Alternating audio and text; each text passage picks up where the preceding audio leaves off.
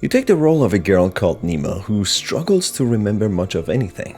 She barely can formulate words to express herself, and her mother, who once knew and loved her, doesn't seem to trust her anymore, feeling as if she cannot recognize her, as if she could be an imposter in the shape of her daughter. The story begins with Nima being suddenly awoken by the harsh yet familiar sound of a figure covered in the shadows in the corner of what seems to be a dark room. As Nima looks around, she realizes she is in a basement, with the figure in the corner closely monitoring her, as if being terrified of her. It doesn't take long before Nima feels restricted to move. Her arms have been bound to the chair that she is sitting on, and her head has been held up by a bungee cord. The figure in the corner calls out to the protagonist, asking if it is Nima. The protagonist, who doesn't know anything and doesn't remember anything at all, including her own name, thinks quickly about the situation that she is in, combining the words, realizing that the figure could potentially be Nima's mother, and Nima is who she is supposed to be.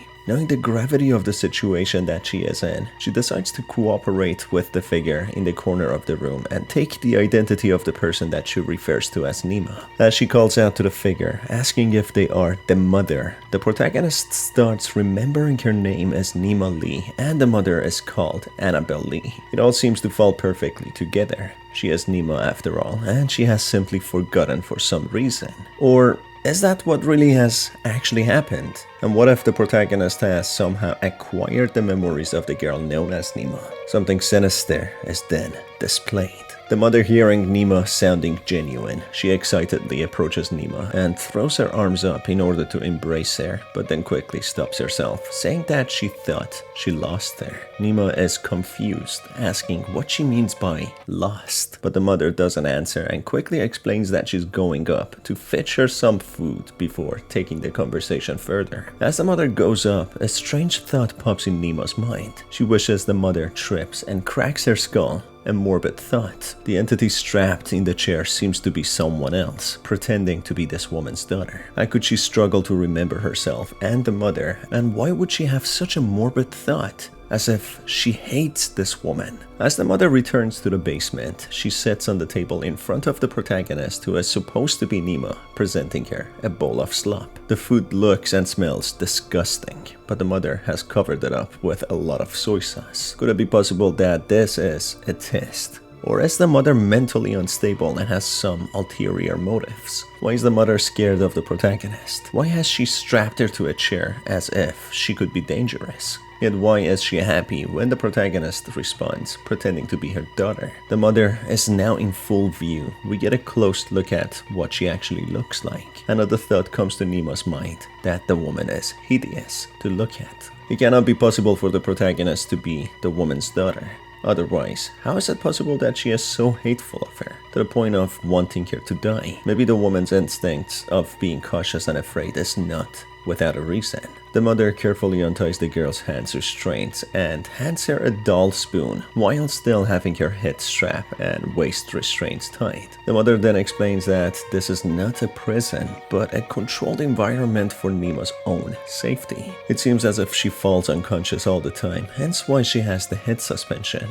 The mother then explains that this will be temporary until Nima can remember. Annabelle pushes the bowl towards Nima, asking her to eat it, hoping this would bring back some memories. As Nima tries to process her thoughts, she asks what it is when she explains that it is congee, a Chinese broth having ingredients such as rice, oats, fish, soy sauce, and some more. Despite being disgusted by the bowl of congee, Nima gives it a try, actually getting joy out of it. To her, this bowl of food is as alien as anything else. She takes more bites, feeling the calcium-packed bones of the fish piercing her gums. It seems as if Nima doesn't even remember what food is and how she is supposed to eat. She keeps on eating this bowl that she thought to be disgusting, to the point of letting the fish bones make her mouth bloody. The mother grimaces, taking the bowl of food away, then making a remark that Nima always hated her cooking, as if the protagonist is not her real daughter. After some hesitation, observing the protagonist, she asks how much of the accident she remembers. Nima struggles to remember anything.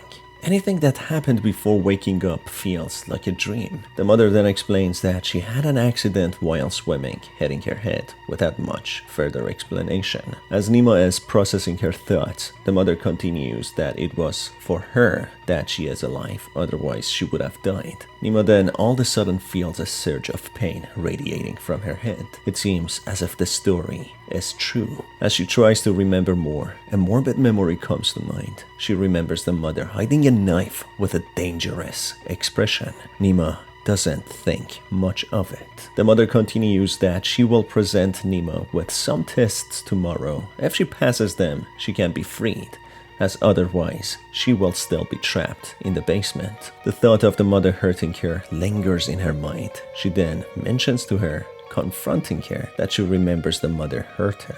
This makes the mother tremble, clear that she has done something that she does not want to confess. She then claims that she loves Nima dearly and would never do anything to harm or hurt her. Nima all of a sudden then remembers another memory, where she is in an abyss with the mother holding her hand. She doesn't mention it anymore, seeing how the mother is deflecting, playing dumb and apologizing to the mother. The mother then explains that she has been prioritizing her job over Nima, but promises that it is unfair and that she will be present more often now. Just then, despite the discomfort in the air, both try to pretend that they have moved on. The mother allows the protagonist to ask any question that she has. Nima then asks if she is who she is supposed to be, called Nima. The mother's good mood instantly shifts to a stony face, staring deep into Nima's eyes. It's the same expression that she remembered being trapped in the abyss. Nima gets terrified, who plays dumb, saying that she simply played a joke. The mother doesn't laugh, holds her head, telling her not to joke like that again, obviously not believing it to be a joke. It is possible that the protagonist is not who she is told to be, but instead someone who has been kidnapped, experimented on, just to have fake memories of being this woman's daughter who is now gone. The story is complex and ambiguous and shrouded in mystery. As Nima thinks, she cannot help but feel an overwhelming pain in her head. As the train of thought keeps running through her mind, she cannot help but get more and more suspicious of the mother, when all of a sudden the pain in her head dies down as she feels her body going numb, with her head falling just to be caught by the ropes binding her. Just like that, everything goes black and she loses her consciousness as if a plug was pulled. Interestingly, just before she passes out, the mother wishes her good night, saying it is time for her to sleep, as if the mother is the one who is controlling her consciousness. In and out of consciousness, Nima feels that her bony and malnourished body is carried by the mother and placed on a thin, lumpy mattress. Nima feels the act of mothership this woman shows seems to be performative.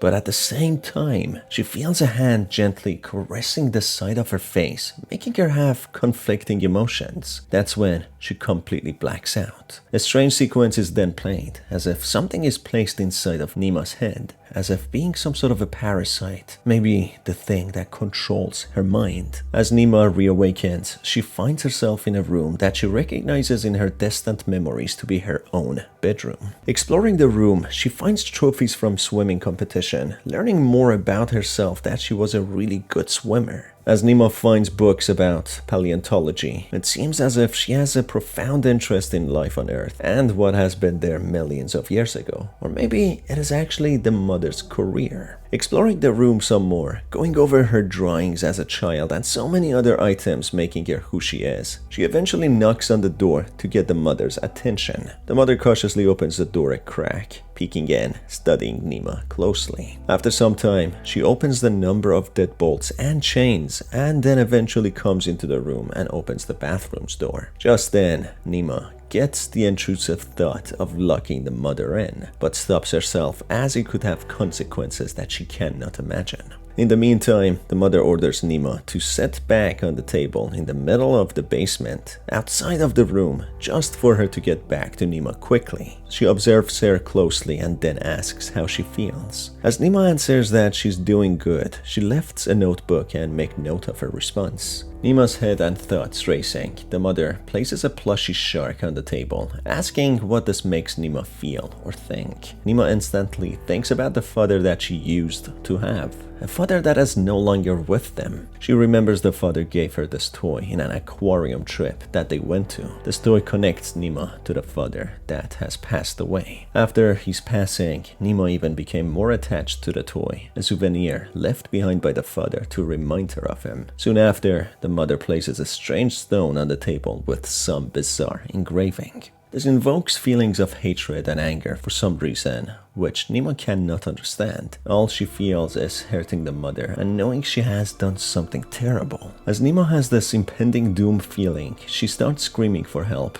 when the mother lunges at her, holding one of her hands tight around her mouth while using the other one to pull out a syringe to inject Nima and sedate her. As Nima reawakens, she finds herself strapped down, unable to move. The mother is right there and explains that she didn't use a lot of anesthetics, as if trying to express what a caring mother she is. Or maybe just to say that she woke up before the mother doing what she wanted to do. The mother, to control Nima even more, she places one of her knees on Nima's chest with her full weight pinning her down. Now, being gagged, Nima is completely vulnerable and cannot scream for help or run. The mother then explains that she doesn't know why Nima has come out as such, saying that she thinks something went wrong in the procedure. So it's slowly becoming clear that the mother performed some sort of procedure to bring her daughter back to life. Many times she even explained that she is also glad that she has not lost like the father. So it is possible that Nima had lost her life in an accident but was somehow brought back to life, and now the mother is testing how similar to her daughter this being is. As Nima lays strapped somewhere dark, being weak and malnourished, having the feeling that she cannot really trust this woman who has introduced herself as her mother, she feels the warm yet trembling hand of the mother caress her cheeks, saying how Nima did not turn out as she was supposed to. With that, she lifts a blade with a stony look in her face. This is the same blurred memory Nima had earlier. The same stony look with the cold hard grip of a knife in the mother's hand. When she said that she would never hurt Nima, she clearly lied. She was caught in a lie, and that is why she was nervous when Nima confronted her. Here, the mother explains that there is always another time that she can try to make Nima perfect. And on that note, she plunges the knife into Nima, ending her life. So based on what happened and the dialogue, it's clear that the mother performed experiments to bring her dead daughter back to life. Somehow, she preserved her memories and wanted to force them into a host body. Smallest mishap or bad memory would mean ending her life and trying again and again until Nima is perfect. On the second run, Nima has more opportunity to learn about her mother and the sinister story behind her life. This time around, we learn the mother is a paleontologist who studied different species of fossils. The stone that she showed Nima was a fossil, and Nima learns how the mother always forced her to learn about different species, something that she didn't like at all. On that note, a train of feelings of negative emotions and resentment floods in. Understanding how overbearing the mother truly is, she would vent out and offload her frustration on Nima from work, something Nima was innocent in. The mother clearly has always been toxic, and in here, she shows other tendencies of being possessive and controlling, even murderous, wanting perfection in Nima, killing her over and over to have the perfect one. Nima, not liking how pretentious the mother is, confronts her on how she punished her all the time, being selfish that her job is the only important thing, and something she needed to involve in her own job and life so she doesn't suffer alone. As Nima confronts her for what she did was wrong, the mother gets angry, but explains that she wants to focus on good memories and that Nima is her good and happy daughter, as if she wants to conform her into a character that she sees fit. The mother, being too angry, goes on saying how it is Nima's fault for things going wrong, and goes on her controlling and toxic monologue on how she is not Nima, as the real Nima would never question her authority and would go along with the experiment. This starts terrifying Nima, who then gets grabbed by the mother and shoved in the room in the basement, with the mother shutting the door behind her, locking her in. As she leaves, she mutters something about controlled stimulus, something to do with the experiment possibly. That's when lights go out for Nima and she passes out. It goes without saying that the mother has integrated certain keywords inside Nima's mind which controls her, possibly something to do with a prehistoric parasitic entity that we can see in some of the images embedded in Nima's mind or head. All this while, there's a voice of reason within Nima that guides her on how to act, what to think, and what to say not to get into trouble and know who the real enemy and threat is. The voice tells Nima that she should have played along and played dumb, but of course, it is too late now. The mother doesn't love her anymore in the possessive way that she did. Nima wakes up in the dim room, seeing the mother kneeling on her body. She has a crooked and terrifying smile and a steel pick in her hand. She sees how Nima is awake, saying to herself that she didn't use enough anesthesia. Nima tries to scream but soon realizes that she is gagged.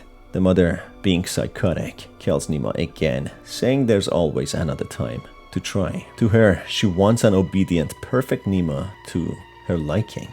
Smallest disagreement, mention of the truth, any mention of any wrongdoing the mother has done, all will lead to one outcome, with Nima dying. In this ending, the mother loses her love for Nima, or at least this body carrying the memories of Nima, and the mother seeing the resentment. She kills her. On another ending, if Nima figures a way to combine the words to create the word obsession, she has a vivid flashback. Something so clear, telling her more about the cruelty of her mother. It was a hot sunny day and she was trapped inside the house, having no AC as it had broken down for a while. The mother hadn't thought of fixing it as she was obsessed with her job, leaving Nima alone in the house for long hours. It was so bad that Nima was putting her hands in the lukewarm water and putting them against the back of the freezer to cool down. Suddenly, the doorbell rings and instead of the mother behind the door, she finds Pearl, having in her hand sport drinks and ice cream. Pearl was a lady in a retirement home whom Nima took care of. But since Nima's mother, being selfish and self-centered, demanded Nima to be home more often to help her with house chores and other things, essentially being her housemaid, that made her lose her job and whatever little money she was making, with the mother taking her autonomy and independence. Despite leaving the retirement home, Pearl took a liking to Nima and returned the favor by always visiting and taking care of her. Nima desperately takes the cold bag of peas and places it on her head to cool down. Pearl, seeing the horrible condition that she is in, asks where the mother is, especially as Nima quit the retirement home to be her lab assistant. But as it turns out, the mother has been simply using Nima for small things such as preparing change of clothes for her and making her food. She even leaves Nima in the house for long periods of times or even days or weeks, neglecting her. It shows the selfishness and the cruelty of the mother who used Nima as her maid, even leaving her in terrible conditions in the house. Asking Nima why the mother doesn't take her to the mountains to find fossils as she seemed to have promised her. Nima remembers a fond memory where she found a fossil excitedly and presented it to the mother, but for some reason she avoids telling it to Pearl, saying to herself that she doesn't want to upset the mother any longer. This shows how controlling, toxic, and manipulative the mother is, not wanting the daughter to have any freedom, as it all must be about the mother only. Pearl goes and kicks the AC, which makes it work again magically, making Nima look at Pearl as her hero. This also allows the oven and lights to work again, which Nima takes advantage of to bake cookies. Nima thinks to herself that Pearl saved her from isolation and heat, at least for now. Back to the current time, with the mother on the table in the basement, being presented with a fossilized rock, she explains what it is to her. This is the rock that she found, and this led to the mother obsessing over it for the entire summer, forcing Nima to quit her job and go to the place to just make her food and prepare her new clothes, while being shooed away and isolated. The mother is self-centered and entitled, saying she did it for her, while in fact she only did things for herself and never considered the daughter. She did all that in the expense of the daughter's suffering. She then goes on blaming the daughter for her injuries and what happened to her. She explains that she needs to suffer the consequences of her actions, with those actions being really mysterious to have been what exactly? It's then revealed how the daughter got injured. She explains when she found the fossil, it was the only time that she got a small validation from the strict and controlling mother, being the only family that she has after the passing of the father. Getting that small affection made Nima to go back to the river in order to find more fossils, but ended up getting hurt. Unfortunately, confronting the mother leads to the same outcome. She gets gagged and restrained, with the mother eventually killing her again. In another ending, if Nima explores her room some more, she finds her diary where she has written over her previous texts in big lettering how she shouldn't trust this woman and kill her. The diary in general reads about how Nima has been blaming herself for every simple thing while cooking, cleaning, preparing the mother's clothes, being badly manipulated basically. But the memory of dying over and over, being controlled by the mother lingers, hence why she wrote it in her diary not to trust the mother, as she has died repeatedly under the hands of the mother just for any simple thing that she didn't like. On this note, we learn that Nima has been dead many times before, and she doesn't know how many times she has experienced death before until now. The mother is psychotic, and no matter what Nima tells her, the mother never finds her perfect and keeps on killing her. So the only way out of this death loop is to kill the mother. And on that note, Nima has to find a way to do it, and that is her only way of freedom from this toxic, controlling,